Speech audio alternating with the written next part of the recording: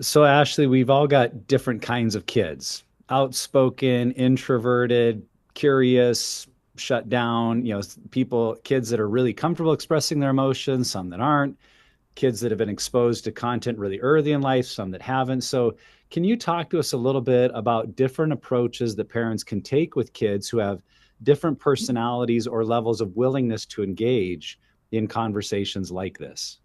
Yeah, I this is my favorite, one of my favorite, I guess, obstacles to help parents work through. I will say that kids are like cats, because you have some that are really snuggly and some that like scratch you and you try to pick them up, and you've got some that like hide under the couch and wait for you to just leave the food and walk away so they can come out and get it.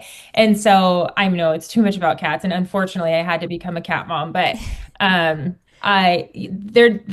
what it reminds me of. And so I've got four kids and I've got the set of twins, and I say they had the same dysfunctional mom, the same single mom, the same unhealthy mom, then the same mom that was getting healthy and going back and apologizing. And so they're my little control group, but they have completely different personalities. One is the cat where I leave him the food and then I walk away and he peeks his head out, tests it. And the other one is like the one that's under your feet when you're walking and always pawing at you, and so that's their personalities. And then my two younger ones are a little bit the same. One's more reserved. And so I found that just doing all versions of creating that culture of conversation, just letting it land however. And so um, I'll talk about things openly with all four of the kids. And then sometimes if I just have one in the car or I know I'm going to have one in the car, I'm going to bring that conversation up with Ayla, my daughter, or I will do group studies. So I'll bring the friends in.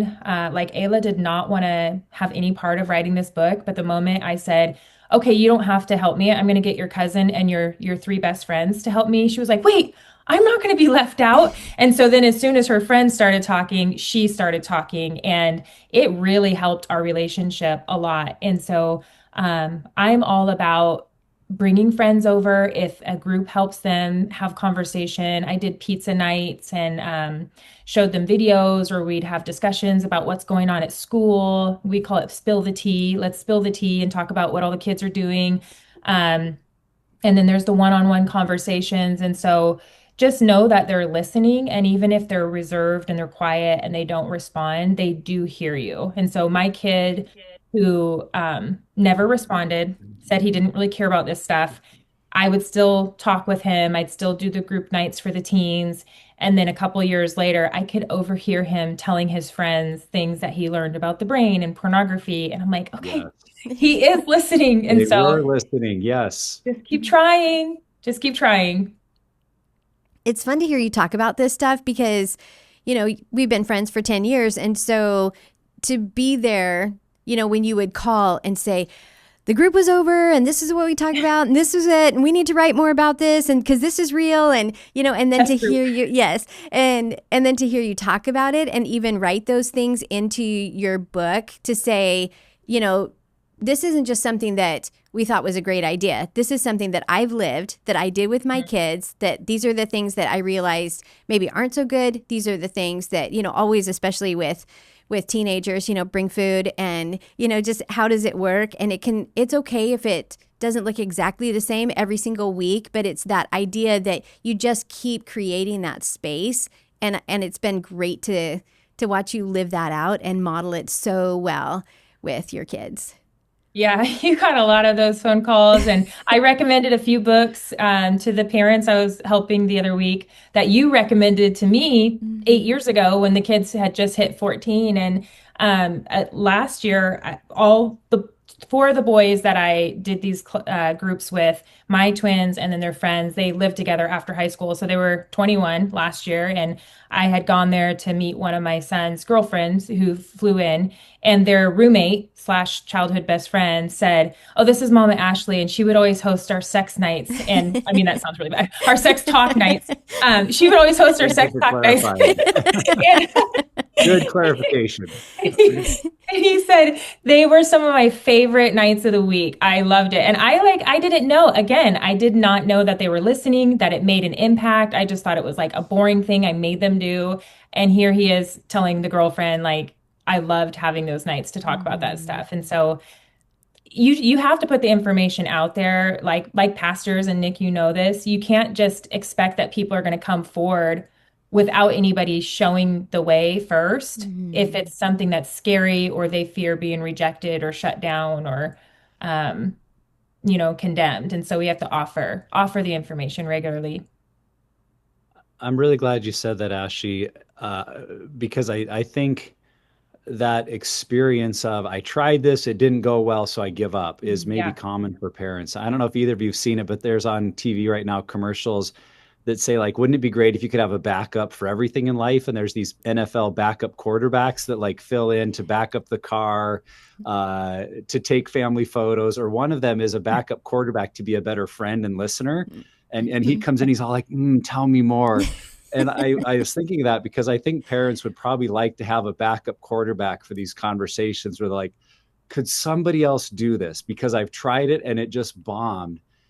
But the reason I'm telling that illustration is because of what you said, Ashley. Your kids are listening more than you think. Yes. I really believe that somehow in the way God designed our human relationships, no matter what level of relationship you think you have with your kids, there is some part of them that God designed to care about what you are saying and what you communicate to them. And even when they give like a blank face or walk away and you're like, well, that didn't land, they probably heard more than you realize. And so you don't need someone else to have this conversation because you're the mom.